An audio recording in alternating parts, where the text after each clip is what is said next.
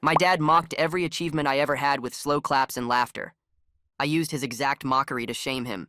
Every single time I accomplished something, my dad would do this fake slow clap and laugh like I'd told the funniest joke in the world. When I made honor roll in 6th grade, he looked at the certificate and said, "Wow, they must be giving those to everyone now." When I got into varsity soccer as a freshman, he laughed and asked if they needed someone to carry water bottles. When I got accepted to college with a partial scholarship, he actually doubled over laughing and said the school must be desperate for tuition money. He'd tell his poker buddies about my achievements like they were comedy sketches, always ending with how standards had really dropped these days. Meanwhile, when Dad got Employee of the Month at his accounting firm, he framed the certificate and made us celebrate at a steakhouse. When he won $50 on a scratch-off, he called everyone he knew. When his boss complimented his spreadsheet organization, he talked about it for 3 weeks straight. But my full ride to graduate school? He laughed so hard he cried and said universities were basically giving away degrees now. My mom would tell me to ignore him, that he was proud in his own way. But I'd watch him at my graduation ceremonies, and while other parents cried with joy, he'd be smirking and shaking his head like the whole thing was ridiculous. When I got my first job at a tech company, he asked if they knew I couldn't even fix the Wi-Fi router at home. When I got promoted within 6 months, he said they probably just needed to fill diversity quotas. The worst part was he'd do this in front of other people. At family gatherings, he'd bring up my accomplishments just to mock them. He'd say things like, "My niece thinks she's special because she got some participation trophy they call a degree now." Or he'd tell his brothers that I got promoted, but it was probably just because my boss felt sorry for me. His brothers would look uncomfortable, but Dad would keep going, explaining how everything was easier now and accomplishments didn't mean what they used to. When I bought my first house at 26, he walked through it laughing at everything. The kitchen was too small, the yard was pathetic, the neighborhood was pretentious. He told me I'd probably lose it in a year when reality hit about what mortgages actually cost. He took pictures, but only to show his friends what kids considered success these days. When I started dating someone serious, he laughed at how I described her and said she was probably just after my tech money. When we got engaged, he told me marriage was for people who couldn't handle being alone. At the wedding, during his speech, he made jokes about how long he gave us and how at least the divorce would teach me about real life. His coworkers who attended looked horrified, but he thought he was hilarious. That's when I found out something interesting. Dad's company was hiring for a new position that would be his boss's boss. They wanted someone with tech experience to modernize their systems. The hiring committee included 3 external consultants who would interview all candidates in panel format. I knew because my company had partnered with them on the search. I made sure to mention to the recruiters that my dad would be perfect for presenting to the panel about why he deserved a promotion, even though he hadn't applied. They thought it was a great idea to see current employees present their value. Dad was thrilled when he got invited to present, not knowing I'd arranged it. He spent weeks preparing his presentation about his 20 years of dedication and experience. The day came and Dad walked into the conference room full of confidence. The panel started with basic questions about his achievements. Dad started listing them, and that's when I walked in as the 4th panel member, the tech consultant they'd brought in to evaluate digital readiness. Dad's face went white, but he had to continue. He talked about his Employee of the Month award, and I did his signature slow clap and laughed. The other panel members looked confused. He mentioned streamlining a process, and I laughed harder, asking if that meant he finally learned to use shortcuts in Excel.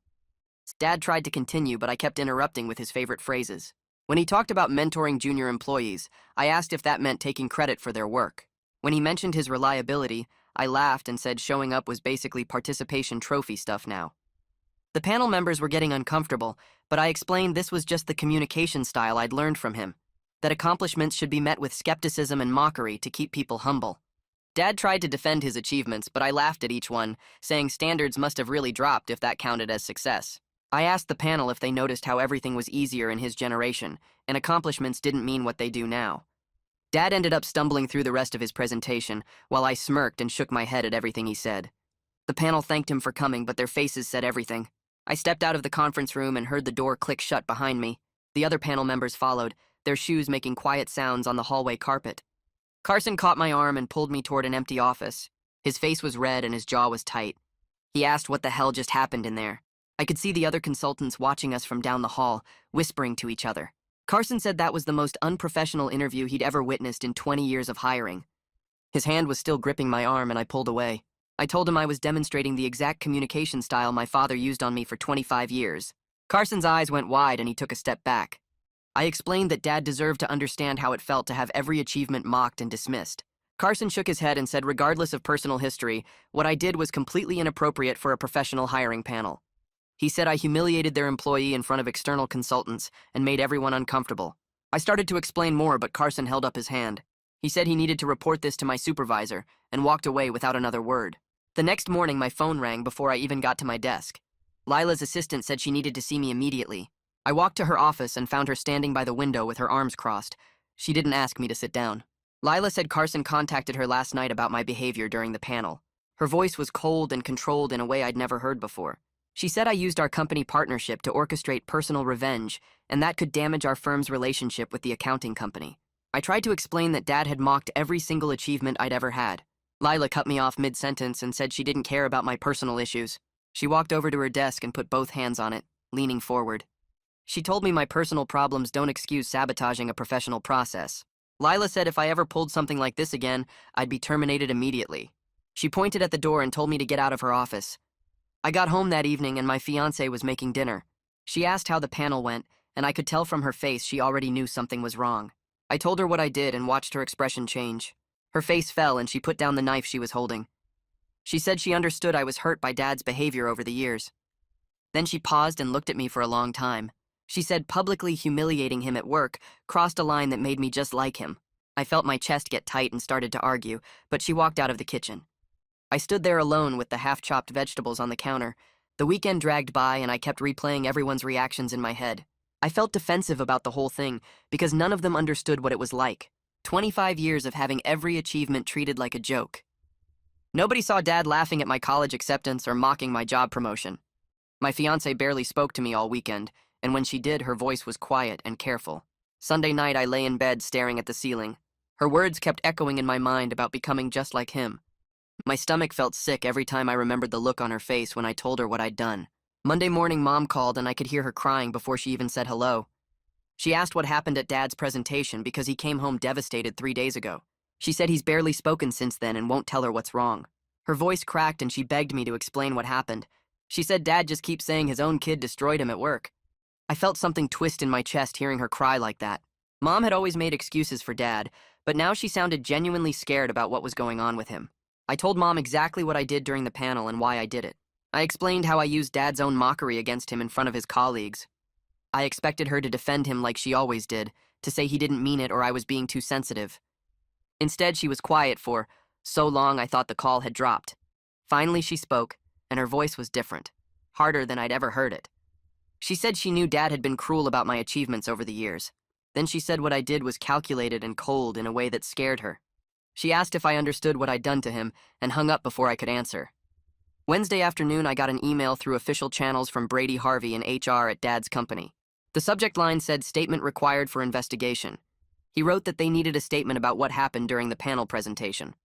Dad filed a complaint about hostile work environment created by the panel process. Brady said they were conducting a formal investigation and I needed to come in to give my account of what occurred. My hands shook as I read the email. I forwarded it to Lila and she called me 5 minutes later. She said I needed to get a lawyer before I gave any statement and that our company's legal team would be in touch. Friday morning, I sat across from Brady in a small conference room at the accounting firm. He had a notepad in front of him and a recording device on the table between us.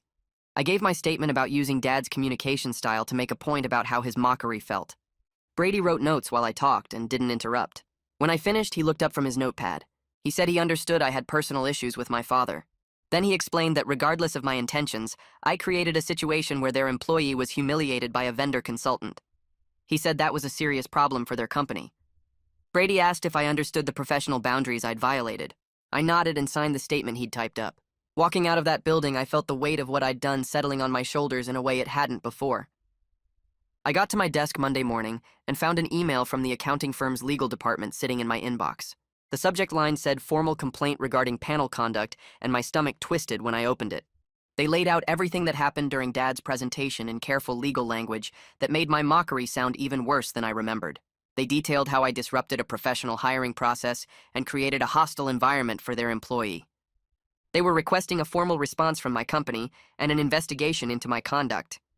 I forwarded it to Lila immediately, and she called me into her office 20 minutes later. Her face was tight with anger when I walked in, and she had the email pulled up on her screen. She asked me if I understood the position I'd put our company in, and I started to explain, but she held up her hand to stop me. She said the accounting firm was threatening to end their partnership with us over this, and she had to spend her morning writing an apology letter for my behavior. She showed me the draft, and I could see how carefully she'd worded it to take responsibility without admitting legal fault. She said she'd defended me to upper management, but this was my final warning, and any similar conduct would result in immediate termination. I nodded and apologized, but she just pointed at the door and told me to get back to work. Tuesday afternoon, my phone rang from a number I didn't recognize, and when I answered, a man's voice said it was Tyson. It took me a second to place the name, and then I realized it was Dad's poker buddy from all those years of hearing about their games. He said he needed to talk to me about what happened with Dad, and asked if I could meet him for coffee. I almost said no, but something in his voice made me agree. We met at a place near my office, and Tyson was already there when I arrived, looking older than I remembered from family gatherings. He ordered us both coffee, and then sat back in his chair studying me. He said he'd known my dad for 15 years through their poker group, and he'd watched Dad mock my achievements at every game. He said it always made him uncomfortable, but he never said anything because it wasn't his place. Then he leaned forward and his voice got harder. He said what I did at that panel was worse than anything Dad ever did to me, because mine was planned and calculated. Dad's mockery came from his own insecurity about never accomplishing much in his career, but I deliberately set up a situation to destroy him in front of his colleagues. Tyson kept talking and explained that Dad had been calling out sick from work for the past week because he couldn't face the people who witnessed what happened.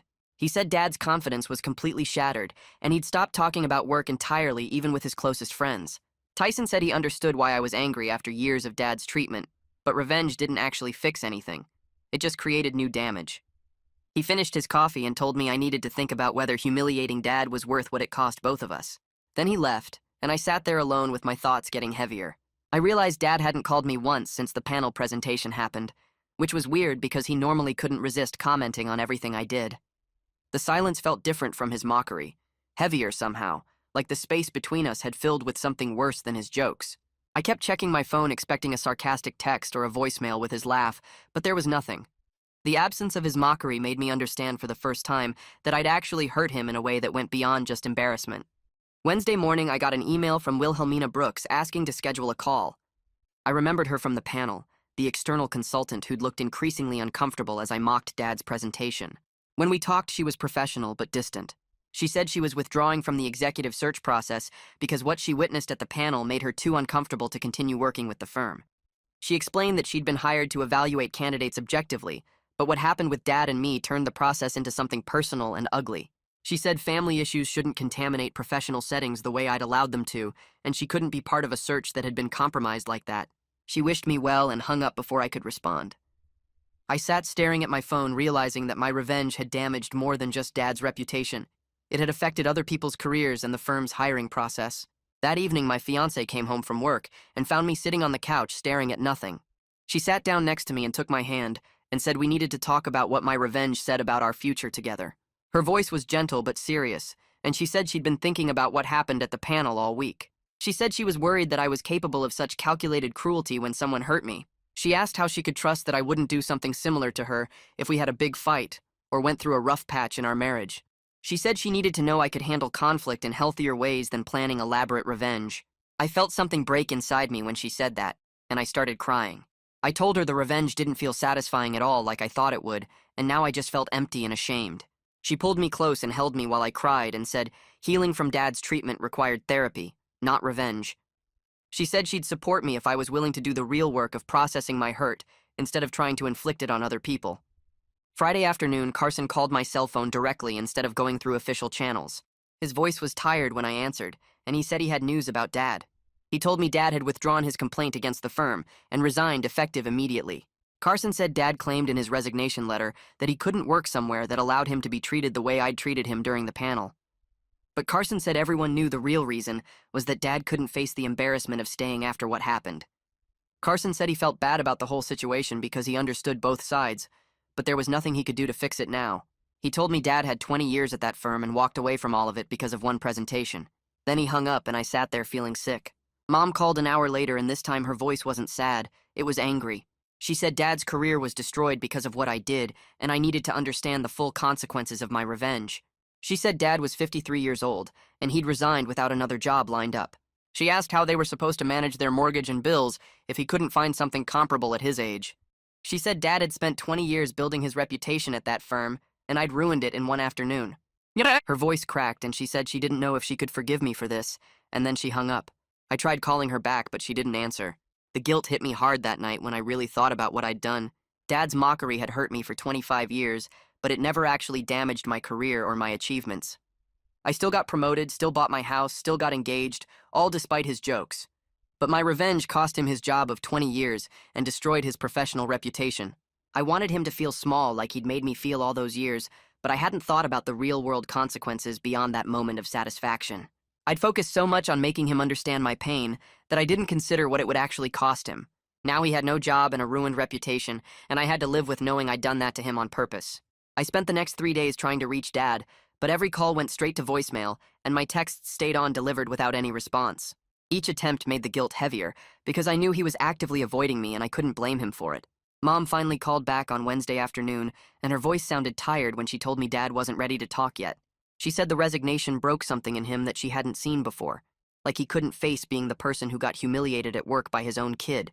She didn't know when he'd be ready to hear from me, and honestly, she wasn't sure he ever would be. The way she said it made me understand that this wasn't just about hurt feelings anymore. It was about Dad's entire sense of who he was getting destroyed in front of his colleagues. I thanked her for telling me and hung up feeling worse than before, because at least when I didn't know, I could pretend he might answer eventually. Lila called me into her office Friday morning and closed the door behind us, which immediately told me this wasn't good news. She sat down and pulled up an email on her screen before turning it toward me so I could read it. The accounting firm was ending their partnership with our company, effective immediately because of what happened during the panel presentation. They cited breach of professional conduct and said they couldn't continue working with a firm that allowed consultants to use business settings for personal vendettas. Lila's face was hard when she told me this was going to cost us a contract worth over $200,000 annually. She said the executive team decided I was reassigned to a different division where I wouldn't have any contact with external partners or clients. My role in consulting was done, and I'd be moving to internal systems development starting Monday. She didn't yell or get emotional, just stated the facts and told me I was lucky they didn't terminate me entirely given the damage I'd caused.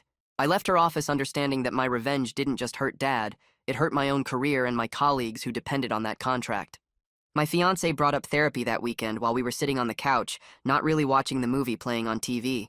She said she'd been thinking about everything that happened, and she was worried about me going into our marriage carrying this much anger and hurt. She told me she loved me, but she needed to see that I was committed to being better than the pain Dad had caused me over the years.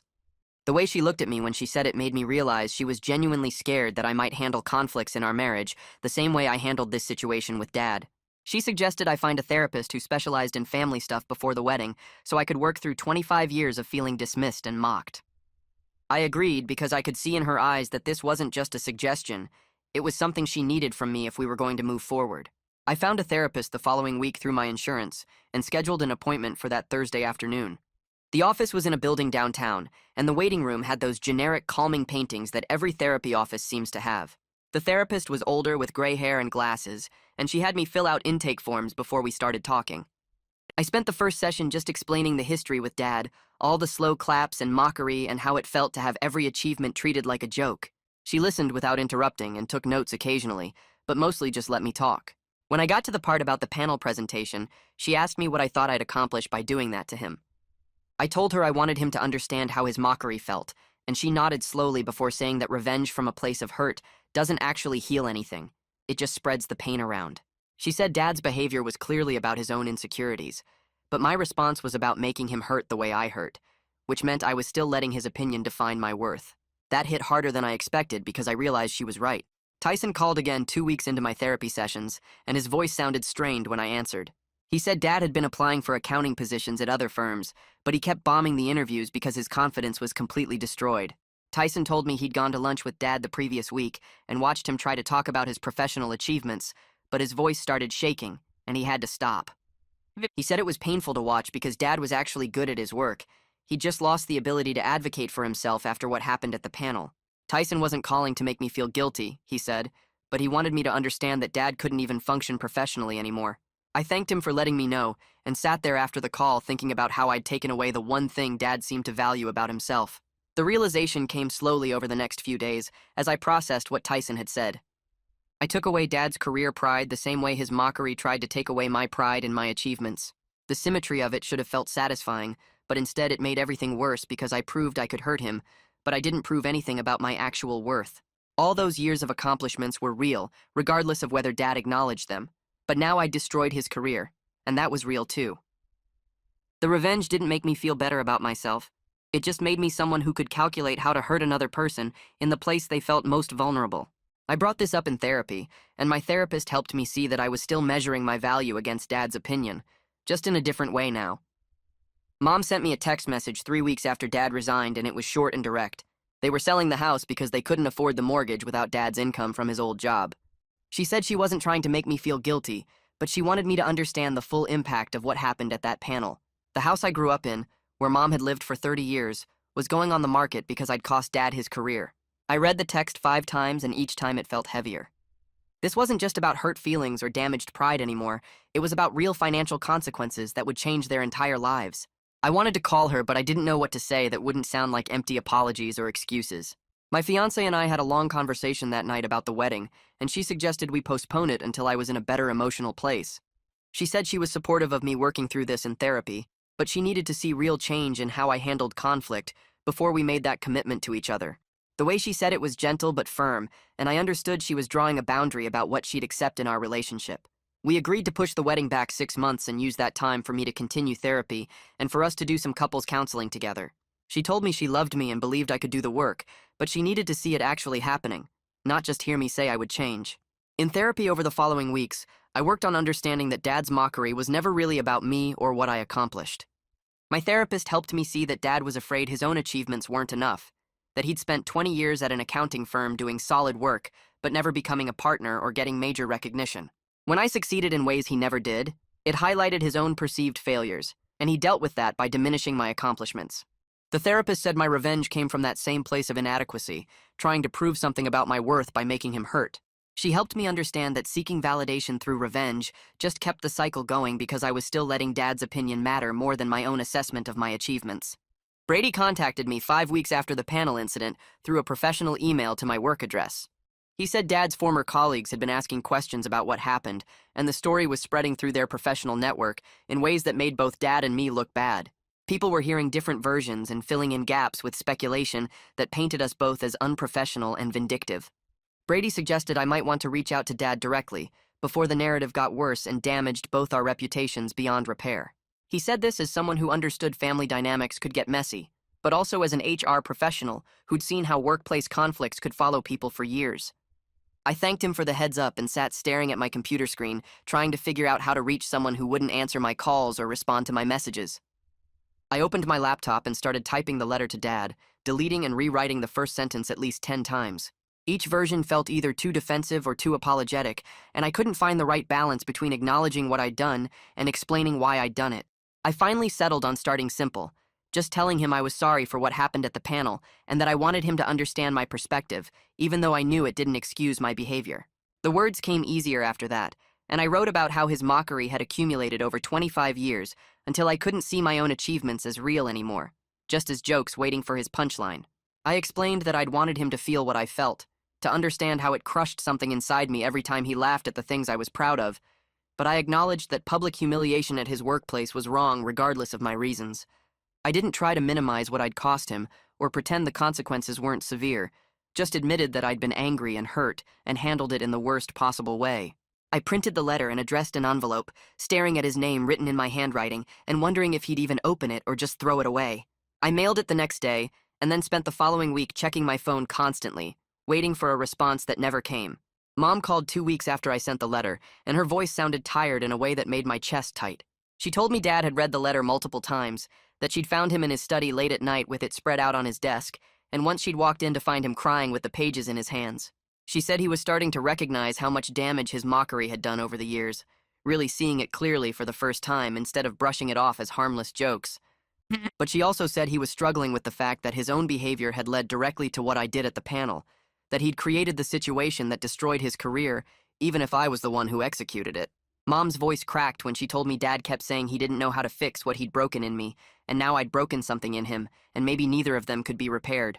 She didn't sound angry anymore, just sad and exhausted, like she'd been carrying too much weight for too long and finally had to set it down. Tyson called me 3 months after the panel incident, and I almost didn't answer because I figured he was calling to tell me what a terrible person I was. Instead, he said Dad had finally gotten a job offer at a smaller accounting firm across town with significantly lower pay and fewer benefits. Dad was taking it because they needed the income after burning through most of their savings during the job search, but everyone in their professional circle knew it was a major step down from where he'd been. Tyson said Dad's former colleagues had been asking questions about why he left so suddenly, and the rumors ranged from performance issues to personal scandals, none of them close to the truth, but all of them damaging. He told me Dad went to the new office every day looking defeated, like someone had taken away the one thing he felt confident about and left him scrambling to rebuild from nothing. Tyson wasn't calling to make me feel guilty, he said, just to let me know that the consequences were still unfolding, and Dad was paying for his behavior in ways that went beyond just losing his job. I sat in my therapist's office working through the complicated mess of guilt and anger that came with knowing Dad was suffering because of what I'd done. The therapist helped me understand that my self-worth couldn't be tied to either Dad's approval or his mockery, that I'd accomplished everything despite his behavior, rather than because of any motivation it provided. She walked me through my achievements one by one, asking me to describe what I'd done to earn each one and how it felt in the moment before Dad's reaction. I talked about studying for hours to make honor roll, practicing soccer until my legs ached, working late nights on projects that led to my promotion, and she made me see that all of that was real, regardless of how Dad responded to it. She said Dad's opinion didn't change the validity of my achievements any more than a stranger's opinion would, but I'd given him power over how I saw my own success by needing his validation. The work was slow and frustrating because every time I thought I'd separated my worth from his judgment, another memory would surface of him laughing at something I'd been proud of, and I'd feel that same crushing doubt. My fiancé and I started couples counseling the following month because she needed to know I could handle hurt and anger in healthier ways before we got married. The counselor asked us both what we needed from each other, and my fiancé said she needed to see me develop better coping mechanisms for when I felt dismissed or attacked, because revenge wasn't something she could live with in our marriage. I told her I needed to prove to both of us that I was capable of breaking the patterns I'd grown up with, that I wouldn't become the kind of person who hurt others when I was hurting. The sessions were hard because they forced me to look at how my relationship with Dad had shaped the way I handled conflict in general, always either swallowing my feelings or eventually exploding with disproportionate responses. My fiancé shared that she'd been scared after the panel incident, not just of what I'd done to Dad, but of what it meant about how I might handle disagreements between us in the future. We worked on communication strategies and healthy boundaries, and slowly I started to understand that healing from Dad's treatment required building new patterns rather than just avoiding the old ones. Carson reached out 6 weeks after the panel through a carefully worded email saying he'd been thinking about what happened and wanted to understand my perspective better.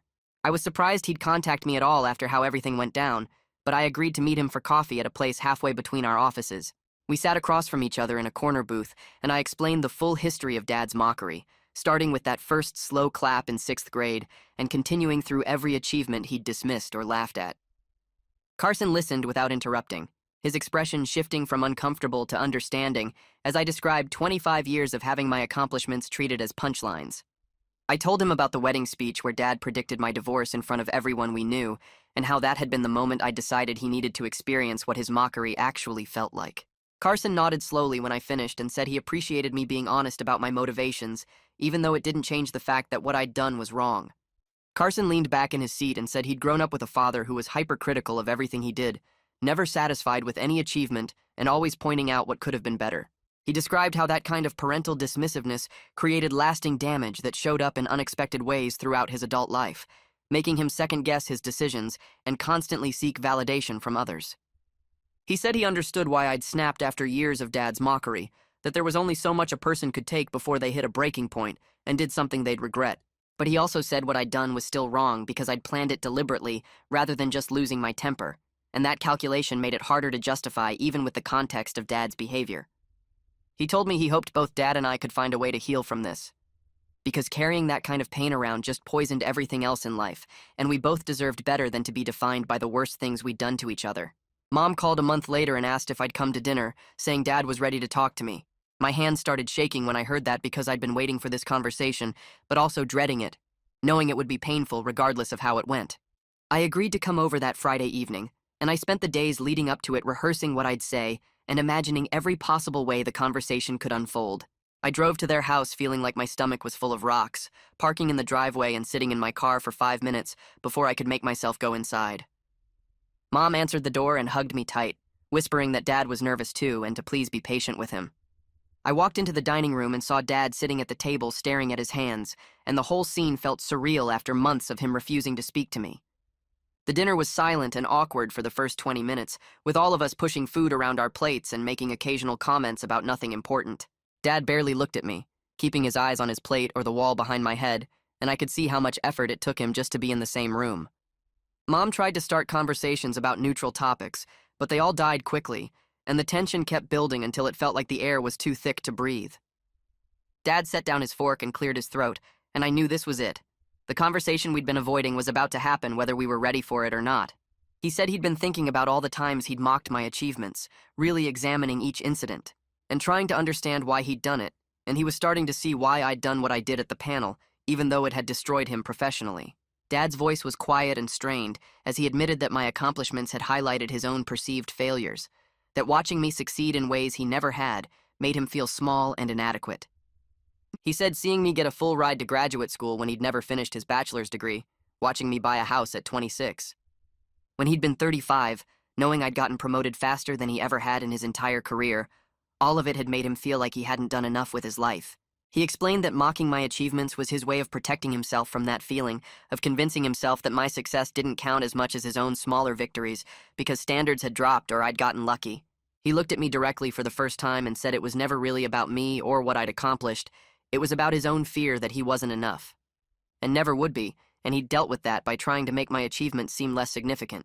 He said it didn't excuse his behavior, and he knew the damage he'd done couldn't be undone. But he wanted me to know the mockery had never been because my accomplishments weren't real or impressive. It was because they were too real, and it terrified him. I sat there staring at my plate while Dad's words hung in the air between us. Mom reached over and squeezed both our hands, and the gesture felt like she was trying to hold us together physically, since we couldn't manage it emotionally. I cleared my throat and forced myself to look at Dad directly, instead of at the wall behind his head. I told him I was sorry again for what happened at the panel, that I wanted him to feel the same shame and smallness he'd made me feel for years, but I didn't think about what it would actually cost him. Dad nodded slowly and said he understood why I did it, even though it destroyed everything he'd built at that firm. We both sat there acknowledging out loud that we'd hurt each other badly, and neither of us had handled our pain in anything close to a healthy way. The admission felt heavy and uncomfortable, but also necessary, like lancing an infected wound that had been festering for decades. Dad pushed his food around his plate and said he wasn't ready to forgive me yet for costing him his career. His voice was quiet but firm, and I respected the honesty even though it stung.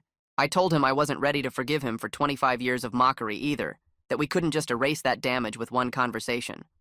Mom looked like she wanted to push us toward reconciliation faster, but she stayed quiet and let us navigate this ourselves. Dad and I agreed that maybe forgiveness wasn't something we could reach right now, but understanding each other better was at least a starting point. We finished dinner in relative silence, but it felt different from the tension at the beginning, more like we were both processing instead of avoiding. The next few months passed in a strange pattern of occasional phone calls that felt stilted but honest. Dad would call on Tuesday evenings usually, and we'd talk about surface things at first before gradually getting into harder topics. He told me about his therapy sessions, and how his therapist was helping him understand why he'd needed to diminish my achievements to protect his own ego. I shared what my therapist was saying about how revenge doesn't actually heal the original hurt, it just creates new hurt for everyone involved. Our conversations were awkward, and sometimes one of us would get defensive and we'd have to back off and try again later. But slowly we started talking about things that didn't revolve entirely around the panel incident or his years of mockery. We talked about work and life, and slowly started to remember that we were related by more than just our mutual damage. My fiancé and I had a long conversation about the wedding and what it meant to be moving forward with marriage while I was still working through so much family stuff. She suggested we postpone until the following year to give me more time in counseling and to make sure I was really making progress. I felt disappointed at first because I wanted to prove I could move forward, but I also knew she was right. We rescheduled everything and told our families we needed more time to work through some personal issues. My fiancé said she could see me making real progress in how I handled difficult emotions, and that made her optimistic about our future together. She wasn't giving up on me, just asking me to do the work before we made a permanent commitment. I appreciated that she was willing to wait, while also holding me accountable for actually changing. Dad settled into his new job at the smaller firm, and I heard updates through Mom and Tyson about how he was doing. Tyson called me one afternoon and said Dad seemed different now, less interested in bragging about small victories and more genuine when he talked about his work. He said the humiliation had forced Dad to examine his behavior in ways he never did before when everything was comfortable. Tyson thought Dad was actually becoming a better version of himself, even though the path there had been brutal for everyone involved. I didn't know how to feel about that. Glad Dad was changing, but guilty that it took destroying his career to make it happen. Mom echoed similar observations, saying Dad was quieter but also more present, actually listening when she talked instead of waiting for his turn to talk about himself. 6 months after the panel incident, I got promoted at work despite the reassignment to a different division. Lila called me into her office and said my work had been exceptional and they were moving me up with a significant raise. I felt proud but also nervous about telling Dad because I didn't know how he'd react. I called him that evening and told him about the promotion, bracing myself for some version of his old mockery, even though we'd been making progress. Instead, he congratulated me without any sarcasm or edge to his voice. He said he was proud of me and that I'd earned it through hard work. I felt my throat get tight and had to take a second before I could respond because it was the first genuine acknowledgement of my achievements I'd ever gotten from him. We talked for a few more minutes about the new role and responsibilities, and the whole conversation felt surreal in how normal and supportive it was. Mom called me a week later to tell me about Dad's therapy sessions and how he talked about the panel incident as a turning point. She said his therapist had him examining all the times he'd mocked my accomplishments and recognizing the pattern of behavior he'd been perpetuating. Dad apparently told his therapist that seeing his own tactics used against him made him understand for the first time how cruel and diminishing they actually were. Mom said it was painful to watch him work through all that guilt and shame, but she thought both of us needed something to break the cycle we'd been stuck in. She wasn't excusing what I did, but she also wasn't excusing his decades of mockery, just acknowledging that we'd both contributed to a toxic dynamic that needed to end. Dad called me 6 months after our first dinner conversation, and his voice sounded different, more settled somehow. He said he'd been thinking about all my achievements over the years and going through them one by one in therapy. He told me he was genuinely proud of everything I'd accomplished, from honor roll in 6th grade to my current promotion. His voice cracked when he said he was sorry it took public humiliation for him to recognize what he'd been doing to me all those years. I sat on my couch listening and felt tears running down my face because I'd waited my whole life to hear those words. We talked for over an hour about specific memories and moments where his mockery had cut deep, and he apologized for each one individually.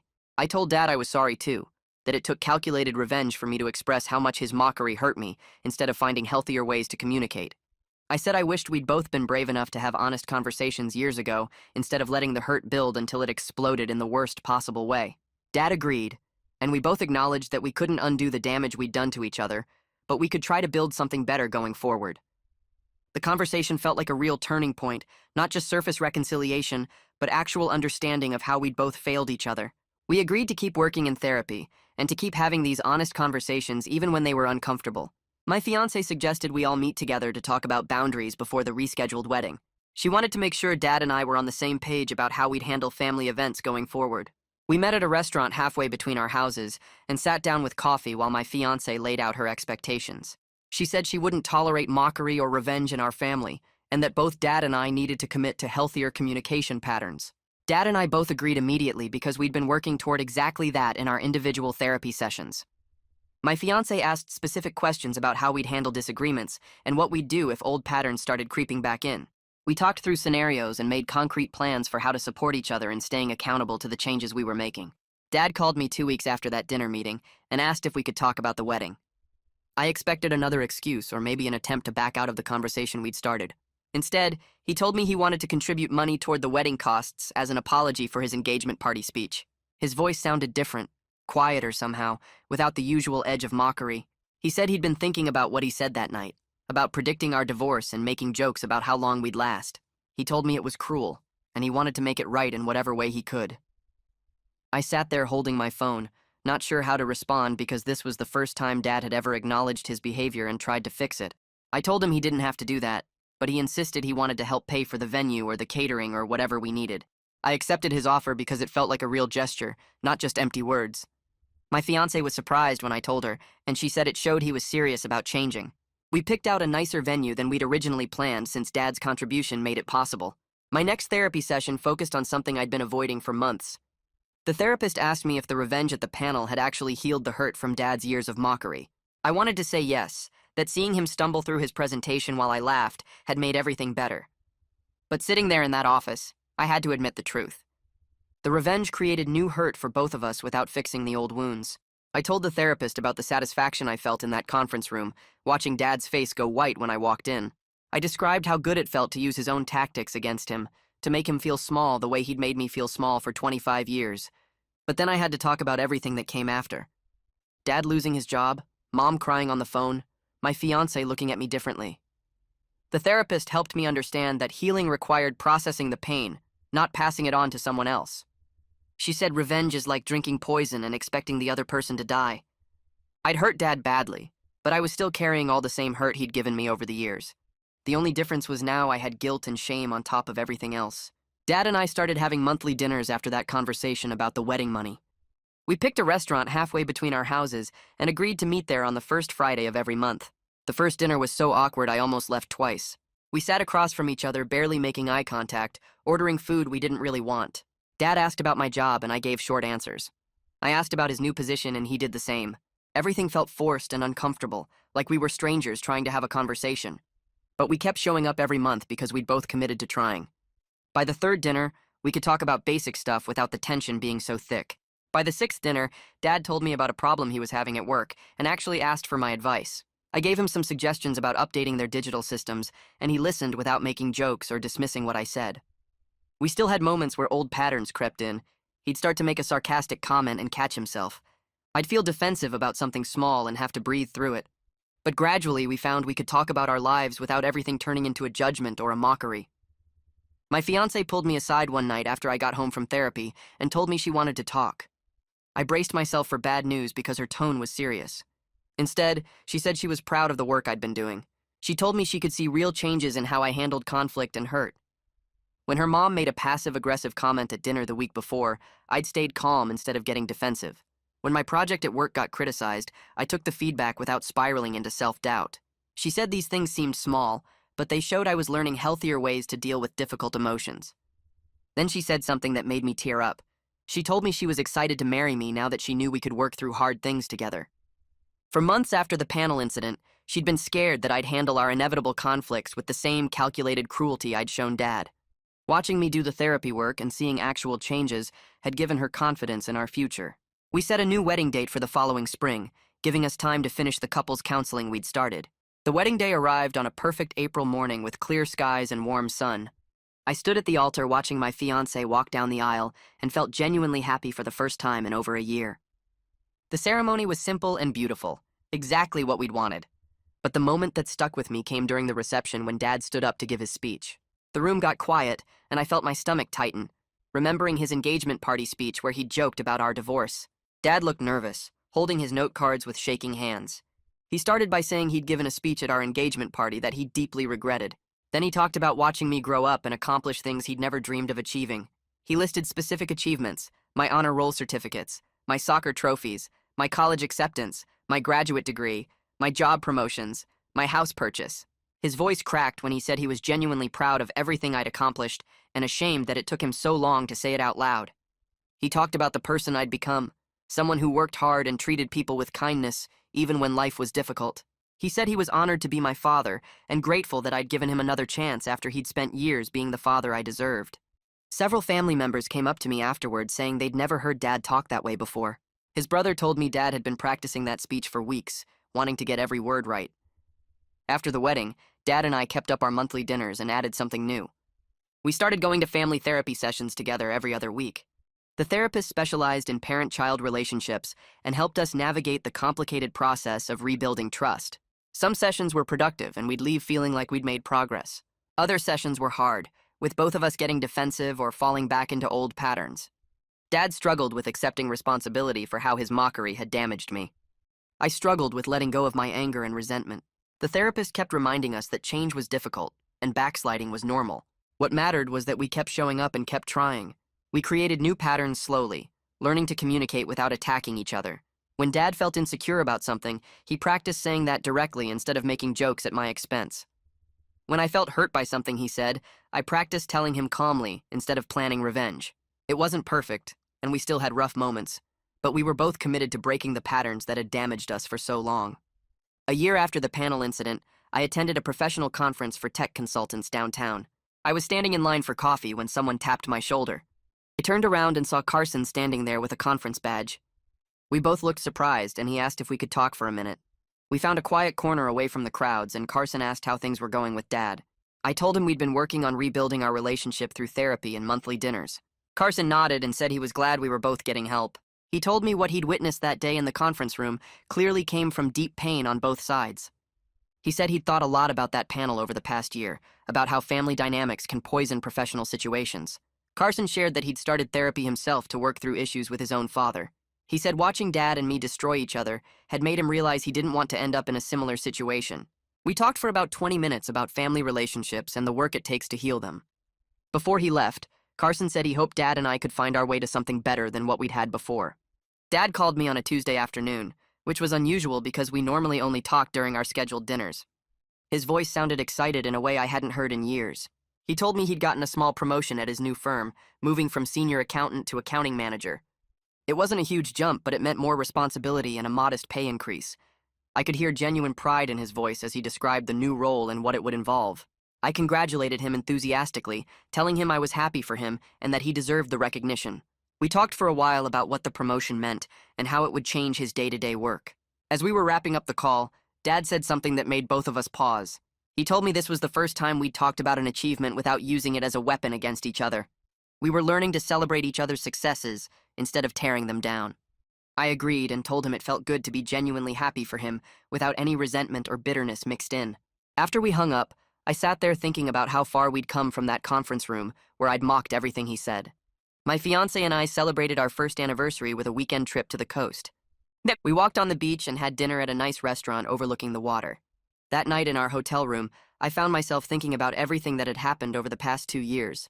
The revenge at the panel had almost destroyed my relationship with Dad and seriously damaged my relationship with her, but it had also forced changes that needed to happen.